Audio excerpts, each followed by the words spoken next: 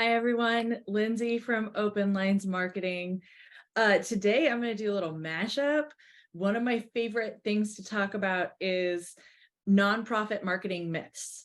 Nonprofits do a lot of really important work in the United States and abroad, but there's a lot of entrenched beliefs.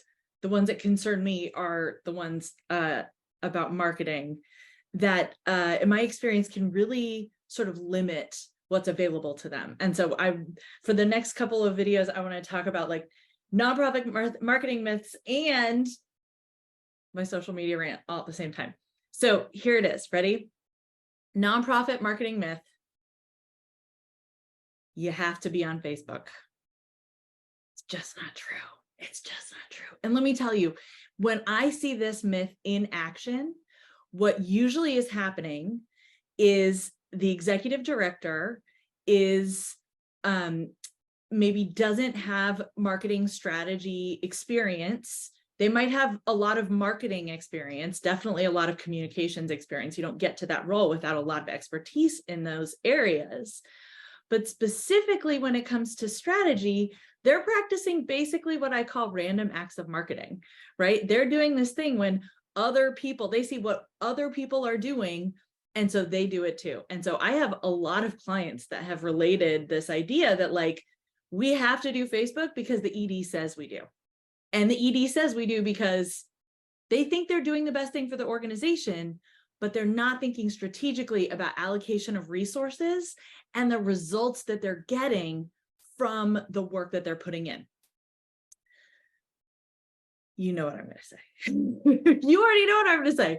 The right thing to do is to look critically at how much time is going into your Facebook.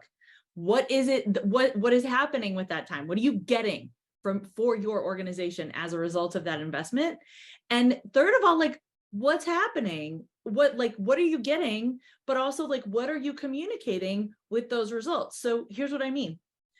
Let's say you're posting on Facebook a couple times a week, right? Doing the grind, the hustle, the way we're supposed to.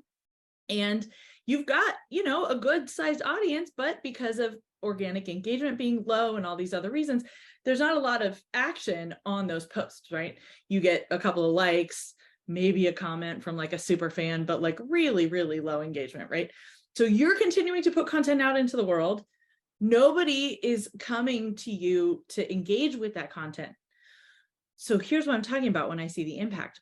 What happens when someone comes to your Facebook page looking for you and finds a lot of disengagement? They find a whole lot of nothing. Oh, these guys are posting all the time and nobody's engaging with them.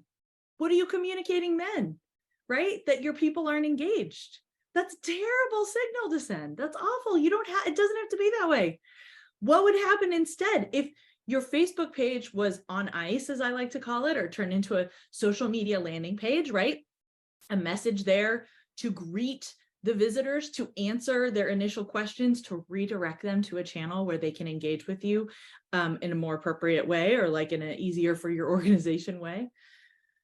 All right.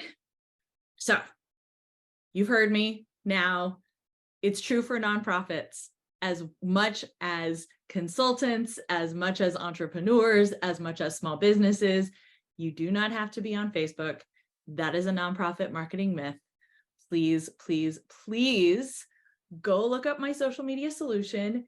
Get into my DMs if you've got a specific question or circumstance you want me to look at. I love giving feedback. I love answering questions. So please do that. And I'll see you next time.